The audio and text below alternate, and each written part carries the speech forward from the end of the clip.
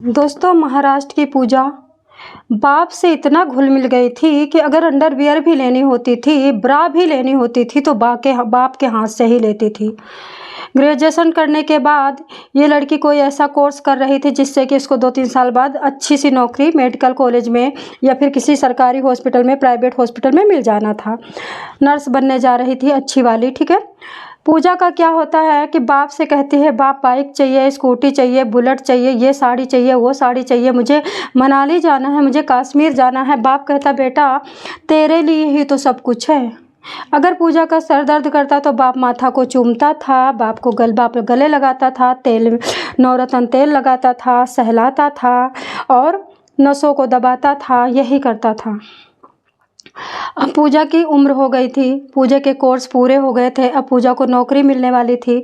लेकिन अभी जुलाई में मम्मी कहती है, मम्मी तो ऐसे 2 साल से कह रही थी पूजा की कि देखो तुम इस लड़की को सर पे चढ़ा रखे हो, दुलार बना रखे हो, घर का काम नहीं करवाते हो, किसी प्रकार की हेल्प नहीं करने देते हो, सिर्फ बिठा करके म्यूजियम में रख करके इसकी शक्ल देखते रहते हो, इसके बाल सहराने रहते हो, इसको चूमते रहते हो, इसको चाटते रहते हो।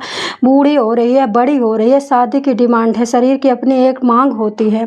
इंसान के शरीर की मांग होती है कि उसकी शादी हो जाना चाहिए टाइम से। लड़की जाती है, कल ऊंच नीच हो जाए, कल को कुछ उठक बैठक हो जाए, कहाँ ढूंढ मोड़ोगे, क्या करोगे, किससे कहोगे कि मेरी लड़की ने कितना गलत काम कर दिया है।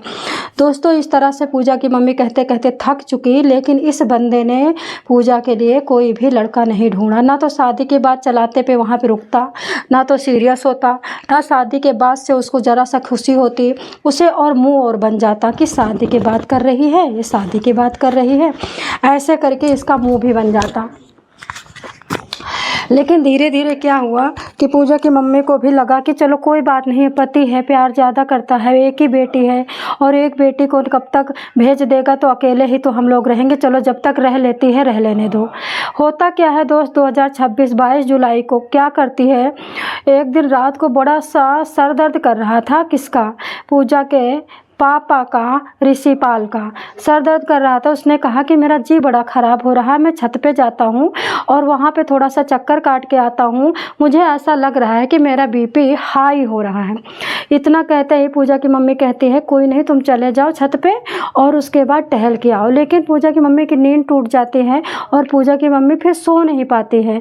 जब पूजा की मम्मी सो नहीं पाती है तो वो करवट बदलती है, लेकिन धीरे धीरे क्या होता है, वो देखती है कि 1 घंटे हो गए, अभी मेरा पति आया नहीं, क्या ज़्यादा तबीयत ख़राब हो गई क्या, यही सोचती है। और उसके बाद वो पूजा के उठ करके कमरे में जाती है और सोचती है कि पूजा तो इतना डॉक्टरी का कोर्स करके बैठी है और फिर भी बाप छत पे लटक रहा है, मतलब टहल रहा है, कि मतलब बाप को बेचैनी हो रही है। तो मैं पूजा को दिखाती हूँ डिब्बा दवाई का और पूजा अपने बाप को दवाई का डिब्बा देख करके दवा दे देगी और बाप आकर के लेटेगा। लेकिन जैसे पूजा की मम्मी घर में घुसने की कोशिश करती है, हॉल में घुसने की कोशिश करती है पूजा के कमरे में, तो पूजा के कमरे से हल्की सी आवाज़ आती है, तो वो ठिठक जाती है।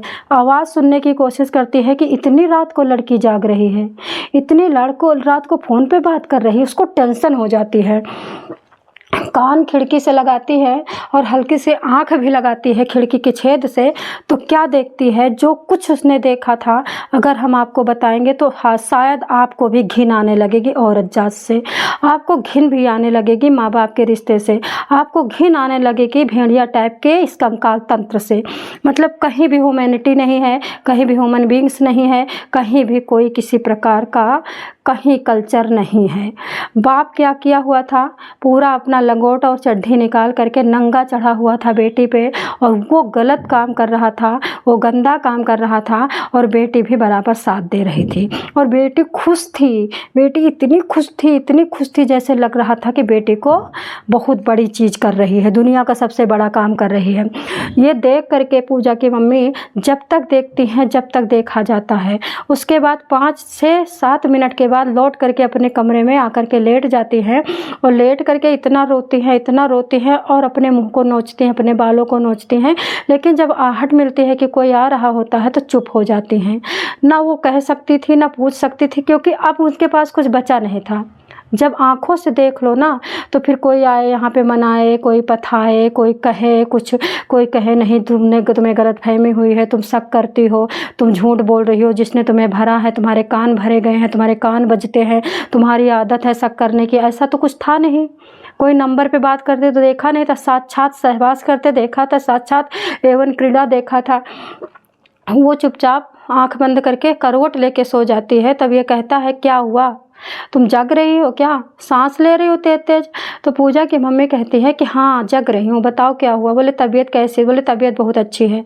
अब ये मनहूस आदमी भेड़िया, बाप के खाल में भेड़िया कह रहा है कि तबीयत बहुत अच्छी है, अब आराम मिला है, सो जाओ तुम। पहले भी ये जब छत के ऊपर जा रहा था, बोला था मैं छत पे जा रहा हूँ, तब भी बोला था तुम उठना मत, तुम सो जाना, मैं तुरंत आ जाऊँगा। लेकिन इसे नहीं पता था कि औरत तो पीछे लग जाएगी और कितनी रातें जाग जाग के गया होगा। लेकिन पहली बार कहते नहीं, जब पूरा घड़ा भर गया तो औरत पीछे लग गई। ऊपर वाला भी तो कहता कि पानी में तुम थूक के आओ, तुम थूक के आओगे, वो थूक ऊपर आ जाएगा। ऊपर वाला जब तक चाहता, जब तक पर्दा रखता है, जब तक ऊपर वाला चाहता, जब तक तुम्हें बचाता है। जिस दिन ऊपर वाला चाह लेता उस दिन तुम्हारी घिघी निकल जाती है। चुपचाप सोती नहीं है वो आदमी, खर्राटे मार के सो जाता है, क्योंकि थक करके आया था, मेहनत करके आया था, बिजनेस करके आया था, बहुत बड़ा व्यापार करके आया था, ये बता के आया था कि मैं औरंगजेब हूँ, मैं वो कुछ भी कर सकता हूँ। और उसके बाद वो आदमी सो जाता है। औरत सुबह उठती है बाकायदा, ना तो नींद आई थी, ना तो उसका पूजा करने का मन था, ना तो उसको खाना बनाने का मन था, ना तो उसको घर में किसी से बात करने का मन था, और बेटी का तो शकल भी नहीं देखना चाहती थी। 2 दिन तक वो ऐसे घुटती रहती है, घुटती रहती है, घुटती रहती है, घुटती रहती है। उसके बाद इससे लगता है कि मैं कहीं ना कहीं पाप कर रही हूँ। क्योंकि आपको पता होगा कि एक बहुत बड़े ऋषि हुआ करते थे, उनकी बेटी बहुत सुंदर थी। तो उस ऋषि ने कविता लिखते थे। ऋषि कविता लिखते लिखते उसने अपनी पेड़ों पे, गुलाब के फूल पे, परियों पे, देवियों पे कविता लिखते थे। और उसने अपनी बेटी पे कविता लिखा और सौंदर्य की बखान किया, सौंदर्य की सराहना किया उस कविता की पंक्तियों के अक्षरों के द्वारा। और उसके बाद कहते हैं उस ऋषि को थोड़े दिन बाद कोढ़ हो गया था, क्योंकि बेटी की सुंदरता की बड़ाई ही करना बाप के लिए महापाप है। अब बेटी के शरीर को भोगना कितना पाप होगा। वो औरत पूजा पाठ करने वाली थी, वो औरत पूजा पाठ करने वाली समझ गई कि ये पापी है, इसका मुँह देखना बेकार है, इसका मुँह देखना मरे के समान है, इसके साथ रहना भी नरक में जाना है। तो मैं अगर कहीं जाऊं तो कोई फ़ायदा नहीं, क्योंकि मेरी 47 ईयर्स की हूं मैं, और मैं क्या जाऊं कहीं, मैं काम करूंगी, मेहनत करूंगी, मेरे घर में है इतना, मैं बैठूंगी घर में भक्ति करूंगी, ये सोच रही थी। फिर इसके दिमाग में ख्याल आया, ये चाय बनाती है, चाय बना करके चूहा मार बहुत सारी दवाई दे देती है, दूसरे दिन भी दे देती है। पहले दिन से इन लोगों को पेचिस पड़ना शुरू हो गया था, उलटना पलटना शुरू हो गया था। दूसरे दिन तक बहुत सारा अंदर केमिकल चला जाता है, और ये दोनों भौंक भौंक करके, तड़प तड़प करके, पेट दर्द करके खून की उल्टियाँ कर करके मर जाते हैं। एक बारगिन बाप और बेटी मरना एक प्रकार से शॉक्ड था कि हट्टी कट्टी नर्स वाली बेटी, हट्टा कट्टा रिटायर बाप, और कैसे मर सकता है। पड़ोसी पूछते कैसे मरे कैसे मरे, तो ये कहती है कि मुझे नहीं पता कैसे मरे, टट्टी उल्टी हो रही थी और ये मर गए। ये महाराष्ट्र के भावनगर की है, ठीक है, और घटना। और उसके बाद पड़ोसी को शक हो जाता। पड़ोसियों ने कहा कि कोई बात नहीं, अगर ये टट्टी उल्टी करते करते मर गए हैं तो इनके खाना में पॉइजन था, और पॉइजन था तो हमें चेक करवाना चाहिए, दिखाइए क्या खाया था। बोले कुछ खाया ही नहीं, तो चाय 2 दिन से पिए थे बस। तो चाय के बर्तन को पुलिस लेकर के, पुलिस बुलाई जाती है, पुलिस को भी शंका होती है, पुलिस भी बहुत ज़्यादा गुस्सा होती है कि ऐसे कैसे हो सकता है, ड्रामा कर रही है तू, घर में मार के बैठी है, हत्या करके बैठी है, हत्यारन है, ऐसे करके लेडीज भी डांटती है उस औरत को। वो औरत रो रही थी बस, और कुछ नहीं कह रही थी। लास्ट में दोस्तों क्या होता है, जब चेक करके आता है, फॉरेंसिक टीमें लेके जाते हैं गिलास, और गिलास में पॉइजन निकलता है। औरत को तुरंत पकड़ के लिया जाता है और दोनों की लाश को पोस्टमार्टम में फेंक दिया जाता है। और उसके बाद औरत से जब पूछती है पुलिस वाली, 2 लेडीज और एक आदमी मिल करके झोटा उखाड़ के, तब वो रोते रोते ऐसे ऐसे सब कुछ बताती है। तो उन लोगों ने माफ़ी मांगा कि मैंने बहुत गलत किया, आपको मारा, और मेरे से भी बर्दाश्त नहीं होगा, मैं भी शायद यही करता, जो तुमने किया है वही मैं भी करता।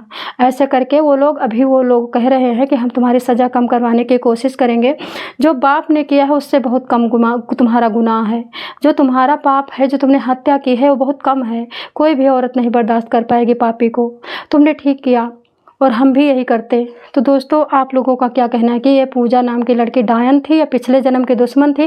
कहते हैं पिछले जन्म की सौतन भी होती है, बेटी बन के आती है और इस तरह से कुकर्म करती है। दोस्तों मैं आपको बताना चाहूँगी जिस गाँव से मैं रहने वाली उस गाँव में हर घर में तो नहीं, 2-4 घर में ससुर और बहू का रिश्ता है, कनेक्शन है। हमने देखा नहीं, बताते हैं लोग।